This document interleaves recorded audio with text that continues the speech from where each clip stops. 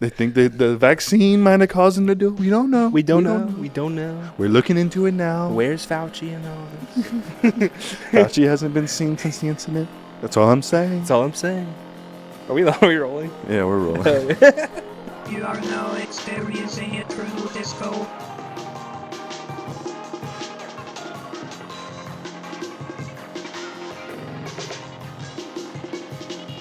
Imagine being like, hey, let's go see a movie and do a short review, and then all of a sudden, major political assassination attempt happens in the same day. And then Allegedly. They're saying I'm not a WWE Hall of Famer. they're saying it was just a string of M80s. That I don't know what blading is. Welcome to the show, by the way. Welcome to the show. Yeah. Welcome to the show. This is our review of Longlegs. Yeah, down there. I saw the trailer for it forever ago, and then you came over and showed it to me again, but I had completely forgotten about it. You really don't get much from the trailer besides purposefully. like 6 of the jump scares out of 7 that are in the movie. Yeah. But no, I mean, I liked it a lot. I enjoyed it tremendously. I think you should go see it before you listen to anything we're about to say, Yeah, because we don't do. We will. I will time code where the spoilers begin. Probably like right there, like right at the very beginning. Yeah, I'll put it in the description. I'll also put it right here. For the first chunk of this video, we will be spoiler free for the most part. Yeah. And then we will get into some spoilers, because I definitely want to discuss. It's counterintuitive to try to ask you how you feel about it without spoiling a significant chunk of the movie. Right. So. Yeah. All in all, like, just out of the gate, it's definitely worth a watch. Go see it for sure. Go see it. If only to. I mean, I'm not gonna say like support small cinema. I mean, it's not the smallest movie in the world or anything. No. But I mean, the budget had to be like, I don't know, at least north of $1 million whole dollars. Sure. I mean, as of recording right now, right? Which today is, we're seeing it on Saturday, day 2 of it being out officially. I was reading an article earlier that it has made okay, I'm getting ahead of myself a little bit. Mm-hmm. It's distributed and produced by Neon. Mm-hmm. Neon's biggest rival is A24. Mm-hmm. Right? They're kind of like the same. They're in the same bag. Yeah. But different companies. Mm-hmm. And someone was talking about today how Longlegs is on track to outgross every A24 horror movie ever. That's crazy. Like, it's already it has made more. It made more money in one day than any Neon movie ever made. Which I won't say it's undeserved, but that's weird. Well, it ultimately, and this still goes into spoiler-free territory because this is stuff that's out there. It's not something that really has to pertain to the movie. But the reason that I was so excited for it, the reason that a lot of people are excited for it, the reason that it's doing great is because this is ultimately essentially a masterclass on film promotion. Mm-hmm. The promo they've been doing for this movie has been, I mean, beating people over the head, and they've been going the extra mile with it. We talked about the trailers. Mm-hmm. The trailers purposefully don't really show you what it is. They really show, like I said, they kind of just show you all the scary bits and bobs. Yeah, they give you the general vibe of the movie, and they let you piece together the general premises, but not much else. Right. You know? Famously, the rollout for this movie was a couple of teaser posters that are very good. Mm-hmm. And the fact that it was going to be essentially a horror movie that had Nicolas Cage in it was a big selling point. He's one of 2 billed actors in the entire movie. Like, they're the top bill. It's Micah Monroe, I think I'm saying that right, plays the lead. Mm-hmm. And then Nicolas Cage. Yeah. And then when the trailers start rolling out and all the teasers start rolling out, they do not show Nicolas Cage in the trailers because they don't want you to know what he looks like. Because that's, no promotional material ever shows his face. Yeah. It wasn't until very recently that they even revealed that he is Longlegs. I mean, everybody could pretty much guess that, but yeah. I mean, like I said, I saw the trailer. It came across my radar, and then it came across again. I haven't seen any of the posters that are currently being shown. Not online. Yeah, but also a really big and really cool thing that they've been doing. I don't think I've talked to you about at all. Is they have like an ARG, web sleuthing going on. Mm-hmm. There's a whole website called I think it's called like thebirthaymurders.net or something. And it's the actual like case files from the movie and like the code and people trying to crack the code and people getting like code words to decipher stuff, and it accessed more and more case files from the movie. So pretty much everything that you saw in the movie as like, evidence you can see on thebirthaymurders.net. Cool. Without giving, I mean, I guess you could, if you really sat there and they're pretty fleshed out like cases and stuff, like files and stuff. You could probably dig and get some plot details from that. Right. But I purposefully went into this movie as blind as I could. Yeah, I went in totally blind. So Yeah. I think you had told me you had seen just a little bit of something or other. I didn't know Nick Cage was in it until recently, right? Yeah. When I showed you the trailer when you showed again. me the trailer, you're like, yeah, Nick Cage is the guy. Cast wise, perfection. Everybody does Oh, everyone's fantastic. amazing jobs. Michael Monroe, we mentioned, she does a stellar job. She's an amazing actress. Have you seen It Follows?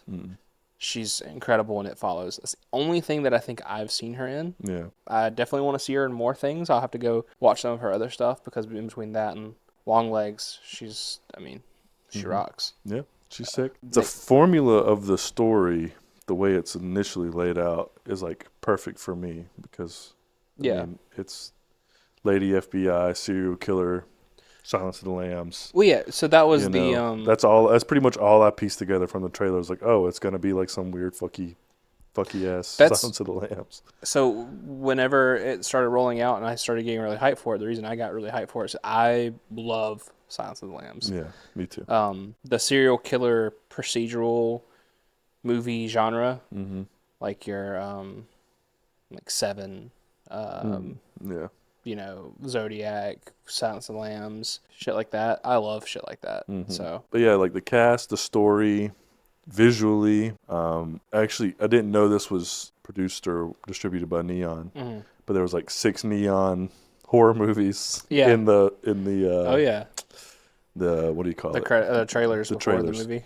Yeah. And I was like, and I leaned over after like the third one. I was like, they really love shooting on like old crappy film looking, like either whether it be post production or actual film like that. But it's like, man, they really love that aesthetic. And then the first thing in the movie is like an old CRT screen, like you see it. It's like, oh yeah, like these guys love. It looks like I don't know the aspect ratio, but like actual like film footage. Overall, like I said, I mean, not even going into the movie itself, but like leading up to it, everything about it aesthetically, from all like all the promo images, the general premise of the movie, it just sounded good, really right up my alley. And then we can address the big thing, which is that another part of the promotion for the movie was people talking about how scary it was. It's the scariest movie. It's spoilers. It's not, but but it's not that it's not in a bad way. No. But it actually makes me want to watch more Neon produced films. Yeah, because every trailer we saw was like interesting concept with like 6 jump scares in the trailer. And so if every one of their movies that they've not every one, but all the ones that we saw that I can't remember if it is or not, but if it is that Cuckoo movie with Hunter Schafer.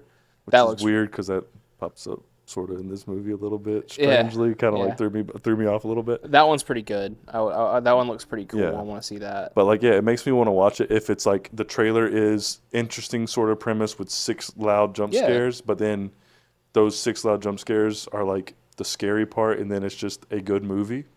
Yeah, well, because it's only scary. It's scary in a way that's not modern horror, which I guess is good. That's the thing is like people talk about like, oh, it's the scariest movie, and then I saw a lot of discourse online talking about like, if this movie is not as scary as they're making it out to be, I'm going to be pretty pissed off.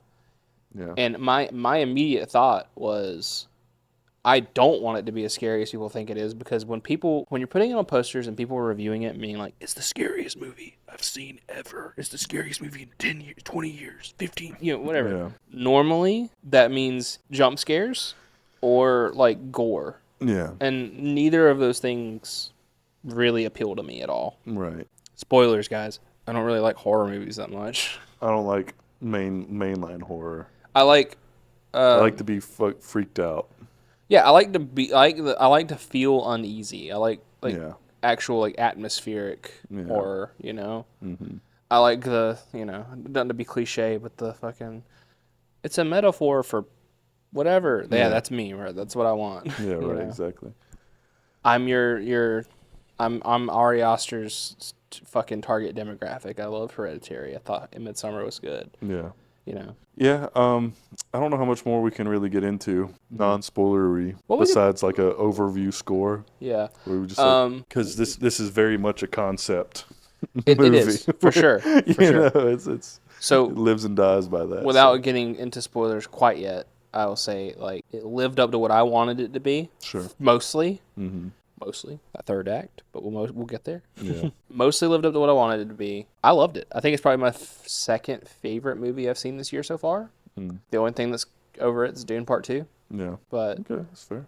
I still got a lot of movies to see this year for sure, you know. So I'm going to like when we like discuss it a little bit more, I will say when we left the theater, I told Gabe, gonna have to watch it again. Yeah, I would love to watch it again. I immediately wanted to watch it again. Because my gut reaction was like, it's pretty good, but I feel like if I watched it again, it might be a little bit better. I like talk about some things that I can talk about that I like that are not spoilers. I love the cinematography and shot choices and lighting choices for this movie. That is going to be a point of contention for some people. I know. I can already hear the keyboards clacking. It's too dark. The contrast. Too dark. Shots hang on for too long. Shots hang on. People are gonna hate that. People are gonna hate the pacing. Yeah, it's so slow. Yeah. I'm like, it's a mood, man. Yeah, it's an atmospheric horror. Yeah, I mean, like, you can do the whole like, this shot goes on for too long and it lingers in the wrong place because they want you to think that you're looking for something that's not there. Yeah. But really, it's over there. Right. And you know, ooh, and I'm like, yeah, that. Congratulations. That's welcome to horror cinema 101. That's how you build suspense. That's how we build suspense. If you want an what's the name of those horrible like James Wan? Yeah, James Wan Blumhouse bullshit. Yeah, if you want that like loud noise a minute type shit, go watch that. You want the fucking go watch the Conjuring 76 or whatever it's fucking like whatever part they're on. Exactly. But I do love. I mean, I would watch a movie like this that's a one-shotter damn near. You know what I mean? Like as long like just give me vibe, give me mood. I love dark hallways. Oh yeah, I love having to squint at the screen in a giant movie theater, going, I can't tell if that's what's there. There was a lot of. I'm not gonna say it is. I'm not gonna claim to have the eye to say that it is completely natural lighting in a lot of shots. But if it wasn't, it was damn near fucking close. Yeah, I wasn't thinking about that, but looking back at it, I'd say it's like 90% there. Like it's like if they did any like editing, like lighting work on set for some of the shots. I mean, clearly most of your interior shots, they're doctored up for sure. Yeah. They don't look it. They still make it look very naturalistic.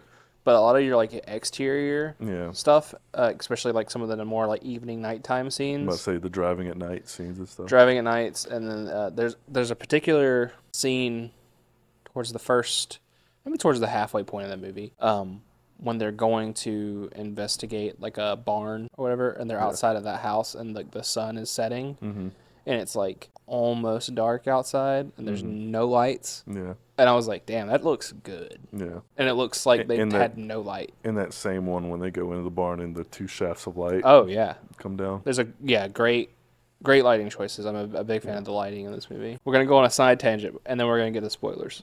Okay. I want to tell you a little story about the director. Okay. Do you know anything about him? What's his name? Osgood Perkins. Yeah, he was. What's his name's son? Yeah. I did tell you. I did tell you about that, right? Well, I already knew that from Red Letter Media. I saw the name, and I know Perkins is. Yeah, so he's Anthony Perkins' son.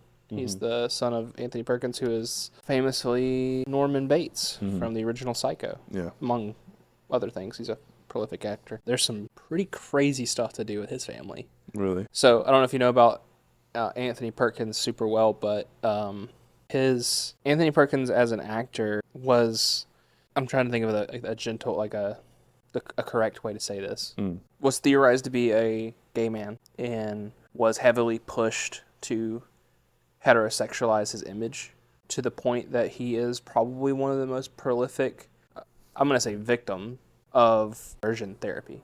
Had like actual like conversion therapy.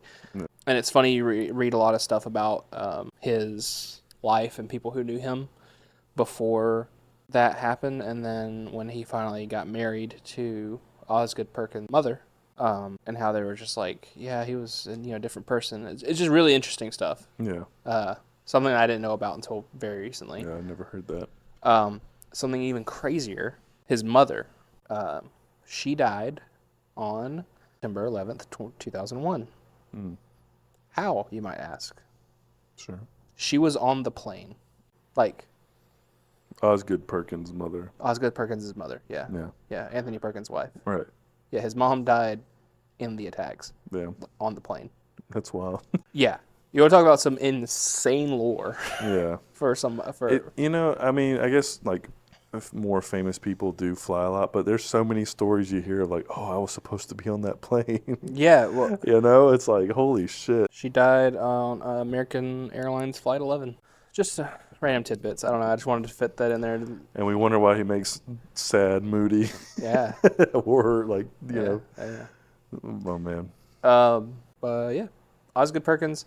I will say this, I have never seen any of his other films. I have heard of The Blackcoat's Daughter and I Am the Pretty Thing That Lives in the House. I've heard mixed things about both.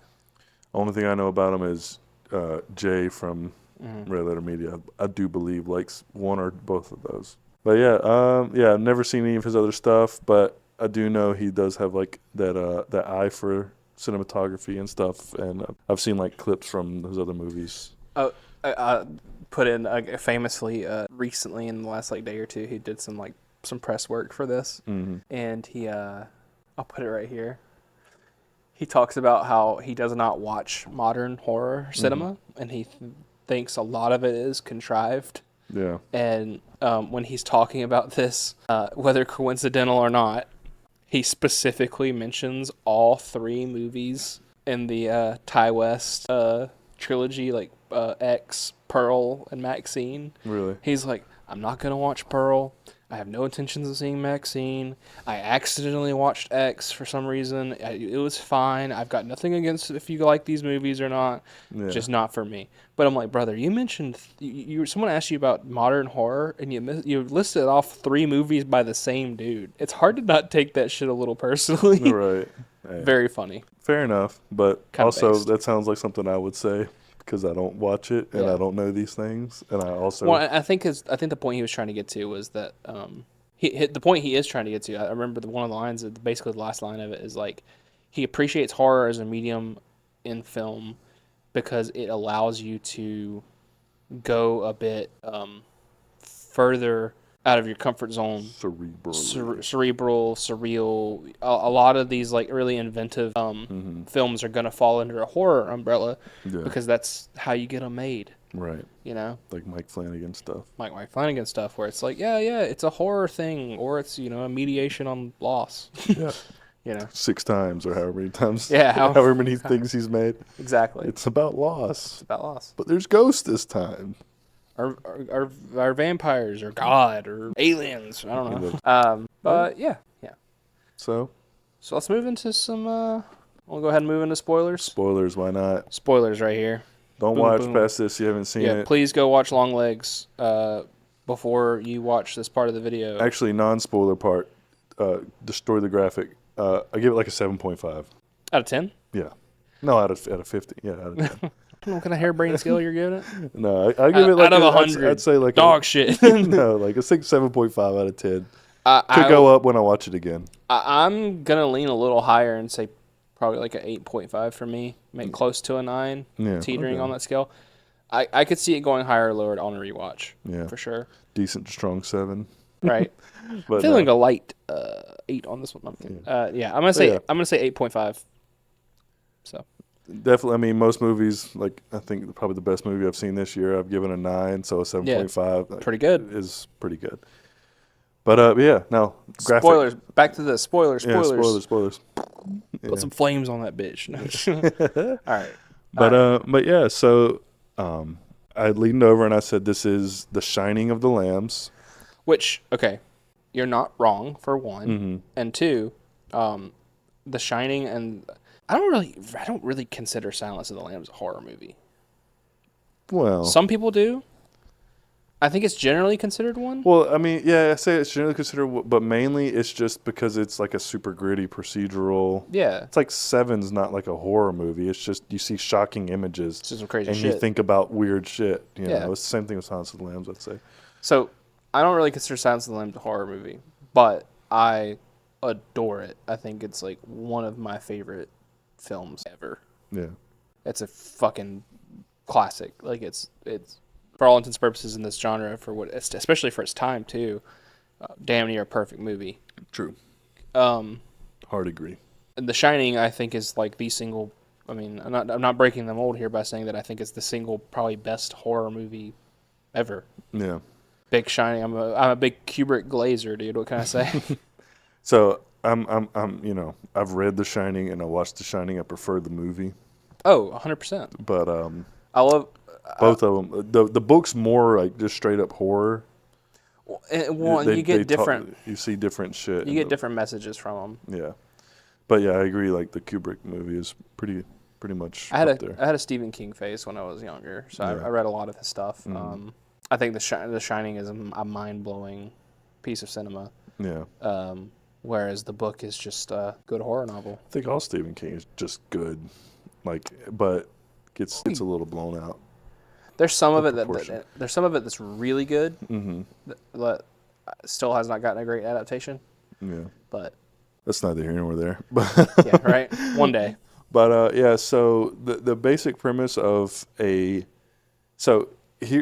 we can talk about it as we go. But the basic premise of a somewhat psychic or I guess a sensitive to something. Well, so the movie is about an FBI agent who, a female FBI agent in the 90s. In the 90s, one of few female FBI agents. It's sort of like Jodie Foster. Very very Clarice Sterling coded. Yeah, exactly. Not as big pantsuit enjoyer. Oh yeah, she's rocking that pantsuit. But hard. But yeah, like it's So that's sort of the groundwork. 90s female. But instead of having a prolific accent, she has a prolific scale on the spectrum. Yeah, which you did say. Oh yeah. Dealing a bit here, but my partner Shane leaned over and was like, "Yeah, they keep saying that she's maybe psychic, but I think she's just autistic." And I was like, honey, it's the 90s. It's the same thing. It's just a superpower. It's just they didn't have a word for it yet. They thought she was psychic. Yeah.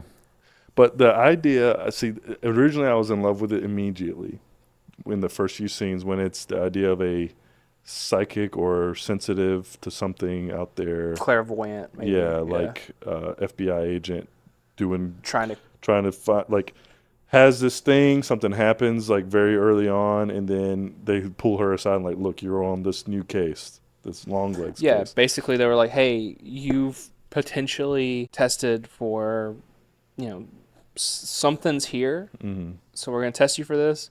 You do well on this scale. Now we're taking you and we're putting you on this 3 decades old cold case of murder-suicides. That the general thing is it's a string of murder-suicides, but they're connected because there's always a letter, even though no one's ever broken into the house. There seems to be no evidence of another person, but they're all connected by these letters. So clearly someone's causing it. Yeah, and it's always the father murders the family, commits suicide, and kills himself, and then there's a note from LONGLEGS. And then which awesome.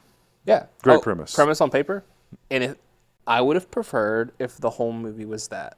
I will say that. As much as I love this movie, more procedural. If it was just drama. a procedural, the procedural stuff was my favorite part of the movie. I wanted more of that. I really liked the. I don't know. Call me what you want to call me, but whenever I see us a cipher, we gotta decipher the code, and the code has something to do with the Book of Revelations and shit like Revelation. No S. Dude, that line, awesome. Yeah, that was pretty great. Yeah. But yeah, like honestly, the whole cipher thing is I'm a little bit tired of that shit myself personally. I love it. But you're right, like like connecting puzzles and shit. Like I'm a big fan of that. And then you get as she's on this cold case, she warms it up because she gets a letter, she deciphers, blah blah blah. Okay. Yada yada yada. I gotta say right there though. First, not like complaint, but first moment of like kind of took me out of the movie a little bit, where my suspension of disbelief got snapped just a little bit, was the scene where she gets that letter, right? Because she's sitting there digging through stuff, and then all of a sudden she hears some shit outside. She sees it. It pans back. You see the motherfucker walking through the house. She sees the motherfucker walking through the house, goes in there. He leaves a letter, and then she stays in the house. Yeah. I'm like, you need to leave. Yeah, stays in the house. Which, exactly, because, like, how did they get in the house? I guess she came out the back door. They came in the back door behind her, but then because she leaves the door open. Right, yeah, but then I guess they just walk out the front door. Yeah, like it's like, or they're just upstairs or in the bedroom. They cut, and you don't see her like go through the house. But like, which you see her go through a house with a gun like 6 times. I feel like in a more, and maybe it's supposed to just be like a sign of the times because it's set in the 90s. There's famously a picture of Bill Clinton in like most scenes of The Office when they're like the FBI agency or whatever. Right. Maybe it's supposed to be just like a sign of the time of it being the 90s and like stuff not being as serious or something. Also part of it being like before she did anything, I'm thinking in a more modern movie, it's like you've got someone on the phone from the office being like, I need people at my house now. There's someone in my house. Yeah. I have evidence here. Yeah. Yeah. Yeah, and she did put on gloves and blah, blah, blah, blah, blah. But and I don't know if you noticed, but the letter said something about like, if you tell anybody how you got this, I will kill. Essentially, implying that he was going to kill her mother. I think because he heard her on the phone with her mom. Yeah. So I get that, but also I'm like, yeah, but before you opened it, you should have called fucking right, because it was very specifically a letter that says do not open until January 14th, and it's presumably a week or two before that, I think, at this point. Yeah, and I think it says Longlegs on it, so like she knows. I mean, right. So it's like, do not open this until 2 weeks from now. When I already know that there's like a whole thing about the 14th of the month. Yeah. Yeah. But yeah, so like on paper, the story, and as it unfolds, obviously it gets deeper and deeper. Pretty sick. You see Nicolas Cage. Yeah. Just unhinged. Yeah, we haven't talked about his performance very much so far. Well, when you see him in the movie, though, I feel like in other procedurals, or not, maybe so, but normally like they would kind of like maybe cast a shadow of doubt, like, oh, is this creepy looking guy the one? Yeah. It's like, no, because his first line in the movie is, he says the words long legs, when he's talking to the young girl at the beginning. Seems like I've got my long legs I've got my long legs on, yeah. And it's like, okay, obviously he's billed as long legs, yada, yada, yada. But most procedurals is like, oh, is this guy, this creepy weirdo guy? But this movie is just right away. It's like, it is an interesting thing with how close to the chest they played most of the marketing for this movie, that they are just like, I thought it was kind of strange that I was seeing like Nicolas Cage being like, yeah, I play Longlegs. Yeah. Like, I play the guy. I'm the villain. I'm the killer. Right. And I'm like, oh, okay, sure. And then when you see the movie, you're like, oh, okay. Well, I mean, I guess it would have been kind of dumb for them to try to play it up in marketing as I will. Oh, is it? Yeah. You don't know. Yeah. Because, the first big spoiler of the episode here, it's Satan. It's real. Yeah. So it's like, it makes sense that closer to release date and like throughout the whole movie, they're like, oh no, this guy is the guy. Yeah, because they don't. Because that is the fake out, is that like it is real. He is the guy, but also hell is real. Satan is coming. Hell is real. Hell is real. The devil is literally out to get specifically our main character. Well, no. No, she's just a cog in the machine. Well, but she was. But the devil's real. The devil is real. And in the family, the main character's family is a big point of motivation and stuff.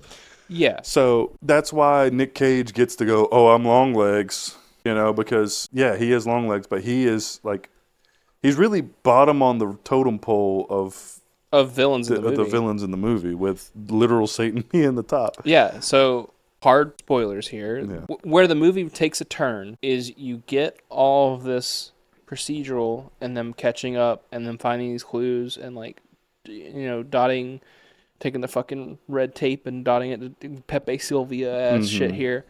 And the whole time, by the way, the main character, she's finding, like, she's like sort of remembering, like, she's getting like little flashes. Yeah, she's getting flashes of, like, maybe I know what's going on more than I'm letting on. Yeah, this sounds familiar even though it doesn't. Right, like, exactly. Claims not to remember anything. So yeah, the whole time it's like a procedural with, like, these weird flashes. Yeah. And then all of a sudden the reveal is like that they catch him because the reveal is that all the murders happen specifically around a date. So it's like the 14th of every month. Right? Yeah. And after she starts, like, letting on stuff, her fellow FBI agent, like, partner in the case or whatever, is like, hey, I did some digging through your file. Your birthday is on the 14th. And of this year, your mom made a call that there was an intruder in your house on the day before your birthday. And that seems like too much of a coincidence. Maybe you need to go talk to your mom. Yeah. You know, obviously her family didn't die. Yeah. But and also, like, the very first scene in the movie, more or less, is you see a young girl interacting with Longlegs. Yes, the opening shot of the movie is you discover that is her. Yeah. That's the main character. Exactly. You find out that the shot at the very beginning of the movie is her as a child. Something I just thought of, like, literally right here, right now, is there's the reveal about that happening, and there's a little reveal later about why maybe she was spared. And I didn't think about it in the theater, and I didn't think about it on the ride home, but I just thought about it now. Do you think it's because all of the murders were full families with father? See, that was my thinking. All of this thing. Do you think that he stopped and let them have this choice to live because they were alone and they would not have fit the mold of the murders? We'll see. So you do see a scene of him tying up the mother. Yes. Going to kill her. Yeah, but he doesn't normally do that. Right. That's what I'm saying. So that's why I believe that she was like, wait. I'm a nurse. I can go in and, like, I will be your front man. Yeah. Because you see him try to give the doll to the girl. Yeah. He's like, you got something from the church or whatever. I can't remember exactly what he says. But, like, he's trying to pass off the doll to the girl. The wife, the mom is like, no. I'll spare her life, and I will do that for you, so that you don't have to come in here and potentially have to murder people and get caught. Yeah, pretty much. Which that leads us to our biggest spoiler. Oh, sorry. Is that the mother mom is the accomplice the entire time. Makes a deal with literal Satan and Longlegs. Yeah, Longlegs is literally a vessel for Satan, essentially. He's a doll maker. But the dolls are Satan. The dolls have Satan inside of them, Satan in the weight, more or less. Yeah. But yeah, so you find out, and then inside of doll that was made for Lee Harker, that they stored her memories of that whole incident. It represses. Right, represses the memories. And so then that doll gets destroyed. Yes. And then this comes flooding back. Yeah, she blacks out. There's like a visual cue of, like, and I don't know if it's actually supposed to be literal or not, but there's, like, a visual cue of, like, smoke coming out of her head. Mm-hmm. And then she passes out, and then all of a sudden she can remember everything, and that's when the movie kind of shifts to, like, a flashback, shows you the whole thing laid out. Yeah. I think this is where a point of contention is going to come up with a lot of people of if they like it or if they don't like it, or if they wanted more or less of this, because that's where the movie takes a turn. Yeah. In the last act of this is no longer a procedural serial killer thing. This is an actual, like, supernatural, like I said, it's a satanic panic thing. Yeah. So, for example, you see the girl in the mental hospital, Claire. Yeah. You see, like, when she's a little girl, he throws that black hood over her, and you see, like, that face superimposed. And so, like, up until basically there's a point where until it's like, oh, it's Longlegs. Oh, it's an accomplice. And it's the mother. And then there's, like, the third twist where it's literally the devil. I feel like you kind of get fed the information. Yeah. To where it's like, you think the big twist, threefold. you see the mother, she kills somebody. Yeah. and she does some other stuff, and then you get that kind of reveal, like, oh, I told him I would work with him. Yeah. But then you see like multiple times also that face superimposed over that black sheet. Well, that's the thing is the big reveal is like, you think the big reveal was that's the mom, and then it's like not as accentuated, but the real big reveal by the end of it is like, no, it's literally the devil. Because all she does is delivers. Yeah. So the thing is, the doll maker makes. There's like some. He's a Satan worshiper. And he infuses some part of that into these dolls, so that when these dolls go into the house of the victims, they cause the father. Yeah, they cause the father to kill the mother and then the children. So and that was the thing, because you kind of think like, oh, so the mom goes in there and kills them, but it's all like murder suicides. It's like, oh no, she just delivers the vessel. She just delivers the thing that does it. Yeah. Right. Well, but the thing is that those two reveals are kind of like hand in hand. Yeah, and what you notice with the dolls, that the dolls have a like. They have like a metal sphere inside of them. Well, yeah, but they have like an effect on the person that they are made in their image of. Because all the dolls are in the image of the daughters of the house. Mm-hmm. And when you see that, like all of them are basically, you don't really see it until the very end of the movie. Mm-hmm. When you see the last victim with their doll and how they're like enamored by it. Speechless. Mm-hmm. But they bring that point up pretty well early in the movie with the surviving victim that's in the mental ward, and how they find, in the scene before is when they first find a doll and know about the dolls. Mm-hmm. And then when they first find that doll, they break it open, they get the little ball off screen, they open the ball up, they basically shatter the ball. And when they do that, all of a sudden, she's lucid again for the first time since the accident. She's been in a mental hospital for 30 years. Yeah, never She's spoke. One of the first victims, I think. Yeah, she's never spoke, and then all of a sudden, boom, there she is. Now she can talk again. She's whatever. Mm-hmm. So that's like the first step, and then you see it happen with Lee. And then the very end of the movie, you see the other girl in a catatonic state as well. Yeah. So yeah, I think, and so I will say the whole Satan, like definite Satan part is last 10 minutes, 15 minutes. Yeah, last 15, 20 minutes of the movie. And so like, that's the part that like sort of threw me, and while I said like if I watch it again I'd be a little bit more receptive to it, maybe like score could go up, because like you said, more procedural, a little bit more of that would have been nice. But I think like setting up a little bit more of the mom in it, because basically she's like, oh yeah, I'm actually the killer, or in league with the killer, and I also was a God-fearing Christian nun. Yeah. Or I guess she seemed to be some sort of house of religion, but also a nurse. Yeah, like she had the whole frock and the whole get up. She had a nun. So outfit. She went. She basically overnight. She just says, "Okay, well, I guess I'll serve the devil now." Which, yeah, pretty much. Because whole show, she's bickering at the daughter to pray. Yeah, she's like, "Are you praying? Do your prayers work?" And then, so it is kind of crazy that like the God-fearing nunnish sort of nurse.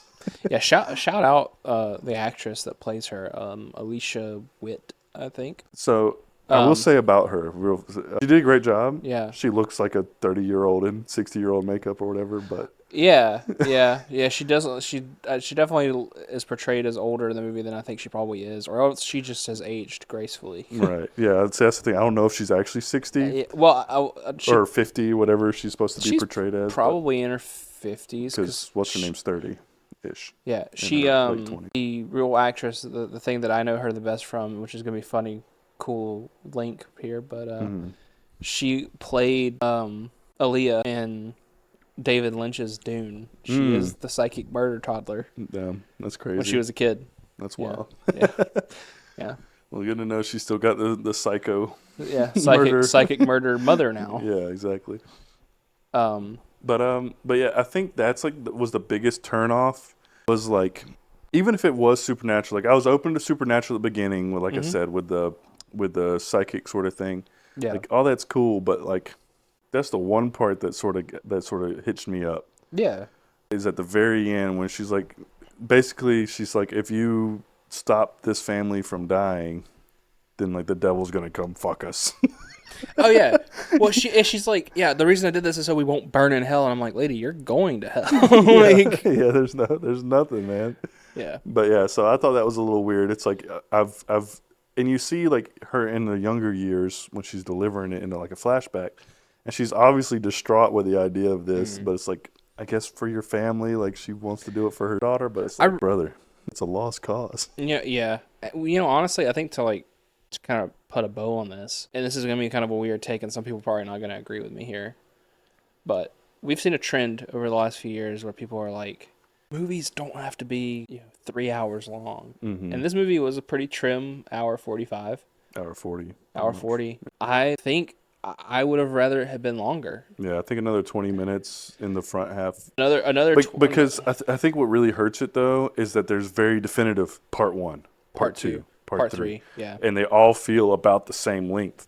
And so it's like, if part 2, which was a lot more of like, what the fuck is going on here? Where they, with the girl in the mental hospital, they find the dolls. They find the best part of the movie. Yeah, the best part of the movie. If they spend another 20 minutes where they're investigating the mother more, or really grilling the fact that, hey, by the way, random FBI lady all of a sudden knows all this shit. Yeah, it's like, hey, you're actually like directly linked to this case. And I guess that's maybe the devil's doing, because they say she wanted to be an actress, but at the age of 20, she just like, I'm going into law enforcement. Yeah. So maybe that was like some sort of outside influence causing that to put her on the case. Maybe it's kind of strange. You don't know, because if the devil's real, then God's real. So who knows?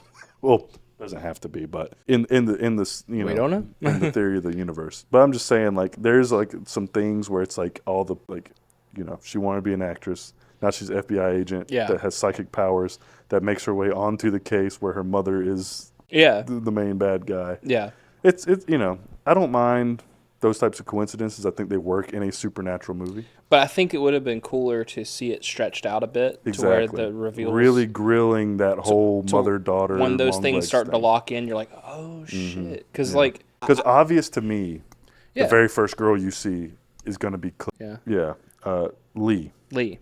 Pretty obvious. Like, there's some obvious setups, and I'm not knocking against the movie. There's like 5 characters in the movie.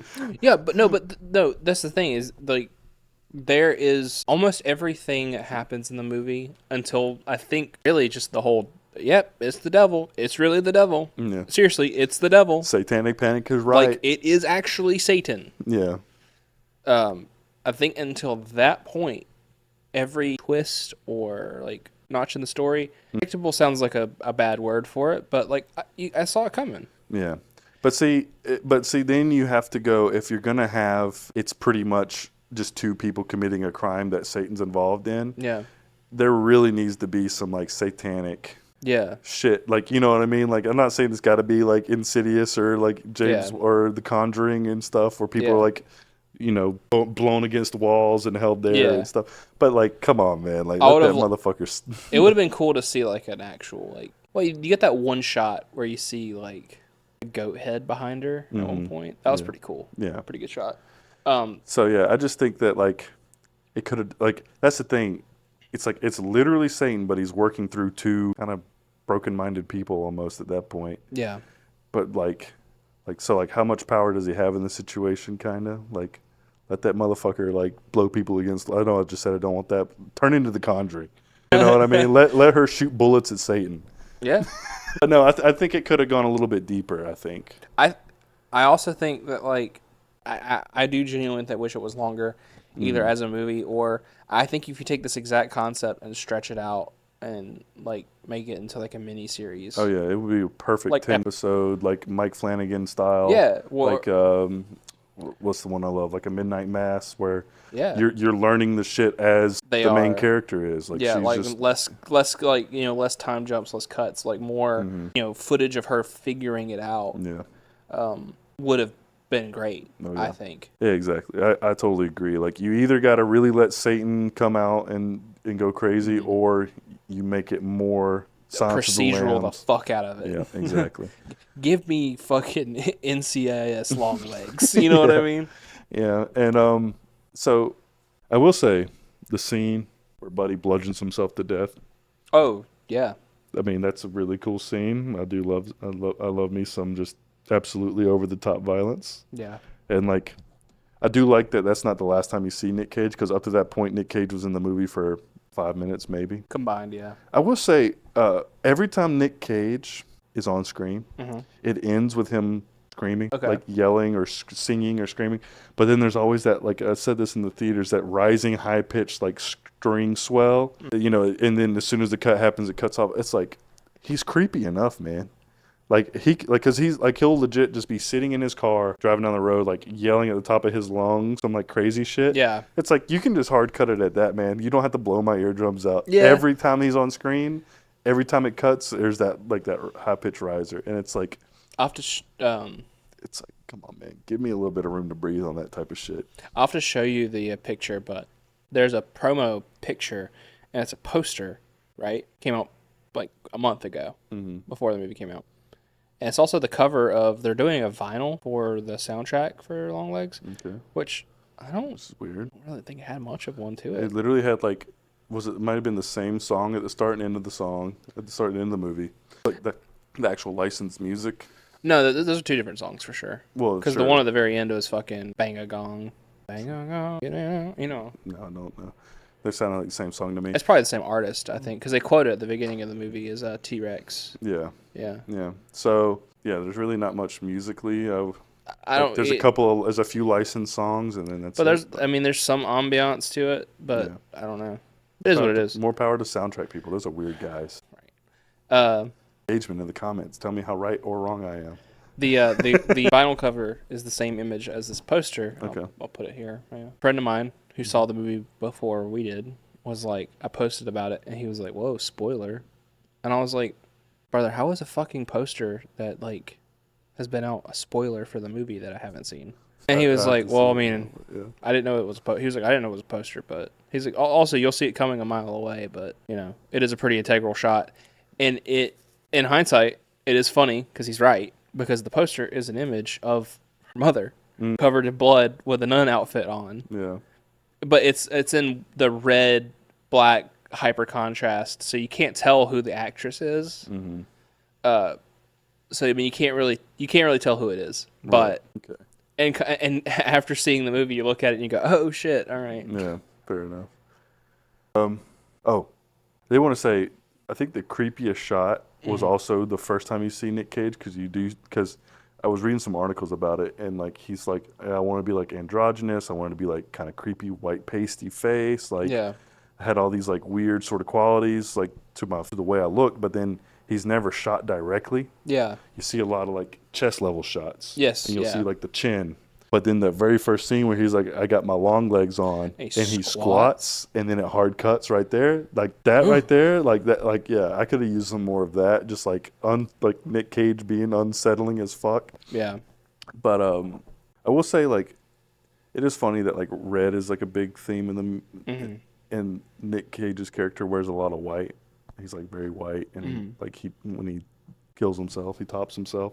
He's wearing like a whole white button up. Pretty much every time you see him, he's in a full white outfit. Yeah, so I think it's pretty cool, like very strange sort of, but you know, color theory stuff. Like movie looks immaculate. Yeah, the movie looks fucking gorgeous. Like everybody's sort of got their own little vibe to them. Like every time you see them, and like Lee's always wearing like a brown.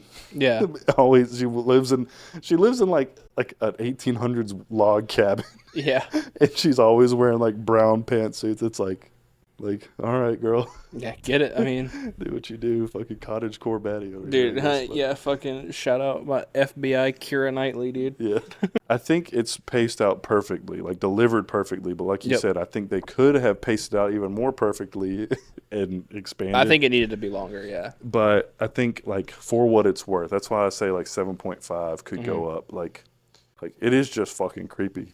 Like we were in recliners at the AMC, and I was like, "Oh, I'm gonna fall asleep," and I was fully reclined, like the seat was fucking parallel to the ground, but I was like up like that's this. Like the and that's what I want. People being like, there was a lot of hype, like as I said earlier, there's a lot of hype that this movie being like how scary it was, and people being like, I saw tweets both sincerely and also like as a joke, being like, Longlegs wasn't even that scary, man. I only just feel completely unsettled and haven't been able to like. Be at ease for the past 2 hours since I've seen it. And when I got home, it was dark outside, and I saw my neighbor across the street, and I didn't want to get out of the car. But it wasn't scary at all. Right. like you said, like it's not scary in the sense that I want unease. Right, exactly. And if you're leaving the theater and that's the feeling you get, like where it's like it's dark outside and I don't want to get out of my car, that's a win. It's a win. It's not scary. It's but not like it oh fucks my with you God. mentally and it sticks with you. I think that's the biggest thing. That's the biggest compliment a movie in this genre. I think receive. if you liked, as I mentioned it earlier, it will be mentioned a lot, I'm sure, in the discourse around this movie. But like, if you liked stuff like Hereditary, you're gonna like this movie. This movie's, I mean, this isn't saying much. Best horror I'll probably see all year because I don't watch horror. No, and there's only a couple of horror movies that I'd even think about going to see. Like, I wouldn't mind going to see that Cuckoo movie. Yeah. We watched the trailer. We didn't see it today in theaters, surprisingly, but I know they've been showing it. But I showed you the trailer for that movie Heretic with Hugh Grant. Yes. I would like to see it. I hope that looks like it's going to be dog shit or good. Great. Yeah. I'm sort of leaning dog shit for now. I think I would be leaning dog shit if it wasn't produced by A24.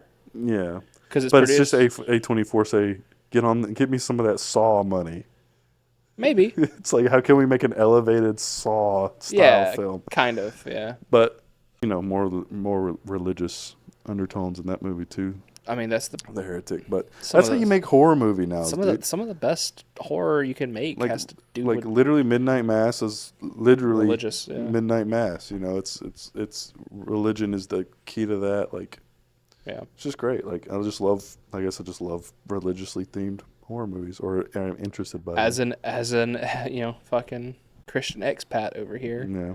Any movie that's gonna be like, oh, is the theme of this gonna be a crisis of faith? I'm in. Yeah, fair enough. Been there, done that. Yeah, I haven't. Got the T-shirt, buddy. Yeah, I'm actually a superior being. I never went through that. I never believed. But more power to you. Yeah.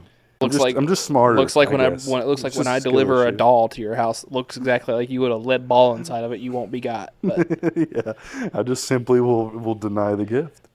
Could you take that out? No, the church gave it to you. Yeah, you won it. By the way, hold on. Just to top this off with a comedy bit. Yeah. The way that they deliver these dolls, she dresses up as a nun and she says, "Congratulations, the church. You won a prize. You won a prize from the local church." And it's a doll that looks exactly like your daughter. Exactly. Who the That's why as soon as they show that, they basically say, and then Satan's in the house, and then it's over. And then I just have to watch to make sure. Yeah, because if Satan wasn't in the house, that shit wouldn't work. Yeah, this shit would not work. Bitch, I know it's the 90s. It's a goddamn real doll of your daughter. Like, get that shit out of my house, brother. I just don't fuck with dolls, dude. I mean, intrinsically. That's fair, yeah. But, like, specifically, it is porcelain dolls with human hair. Yeah. Like the guy who makes them, like they're like porcelain painted up, like eyes, makeups, or not makeup, but fully painted faces with full human hair. And it's like, brother, you fucking mosey, excuse the fuck out of me, Look, I'm telling you right now, someone came to me and was like, "Here, it's a gift from the church," and it's in a box, and I open it up, and it's a doll, and it looks like me. Satan better be in it, because if not, I'm breaking it to shreds on site. Like, You're drop kicking that shit out of my window. Get that shit out of my fucking house, dude. What the hell? Which also, whether or not it was intentionally funny, I think it was. But that last scene where the guy was like under the spell and the family was, but he was just like, "I gotta find something to cut these cakes with, honey. You want to come to the kitchen with me?" Yeah. Oh yeah. I will be right back. Well, I will. I will be. You'll still be in the kitchen. And then you fucking hear that fucking. And then you hear it, and that kind of makes it not funny anymore. Yeah. When you hear a woman being violently murdered in the other room, but that interaction was pretty. Yeah. It's pretty good. But movie's just not funny enough, man. 0 out of 10. Yeah. Not nearly. Yeah. Enough Movie jokes. really needed more humor for sure. Yeah, for sure. But yeah. I would love if someone said that, like, legitimately in a review. Like, I would just use a little bit of levity. No! It is like I said, I don't watch a lot of horror, but it is definitely one of the more dour, like... Oh, yeah, so it is a no fun allowed. The first time you see them go out drinking and he's just, like, enjoying himself with a drink is the last, like, sort of happy moment. So, to me. To me. To me. To me. Pretty good. Yeah. Pretty good. Like, that's the thing. It's pretty good is bordering on great for me. I know it's a lot higher. I'd actually say it's probably pretty great to me. I think with another 30 minutes, it would be phenomenal. But I think the moral of the story is, if you have criticisms about the last act of this movie and the turn that it takes away from being a procedural into a horror movie, I respect that opinion. I get that because I kind of agree. But at the same time, I do like that. So it is what it is, you know? Like I said, the supernatural stuff, totally cool. But I think, just like the last 15 minutes where it does totally just, do what it does. Take or leave that part specifically. But I'm not going to say a movie's bad because the reason why the things are happening at the very end of the movie is just a little bit too far for me. You know what I mean? So all in all, it's definitely better than I thought it was going to be. Well, it's different than I thought it was going to be, and it was better for it. Because if it was just a procedural, I would have liked it. But I do love me some supernatural. So Sure. I'm not upset that we went to see it. It's a movie I would like to, Dive into again. Yeah. Definitely because obviously all the snake and goat imagery or whatever you see flashing on the screen definitely makes a lot more sense. So I would I'd like to see it again, top to bottom. Yeah. But yeah. All right. Official score combined right here. Boom. It's like 8, right? Yeah. Cool. Yeah. It's like a 15 out of 20. Yeah. Or however we Something do like that. Yeah. Yeah. All right. That's it. Yeah. That's it. EternalDisco. Longlegs. Forever. We gotta stop stealing it. No, we can't. No. What else am I gonna say? Deuces.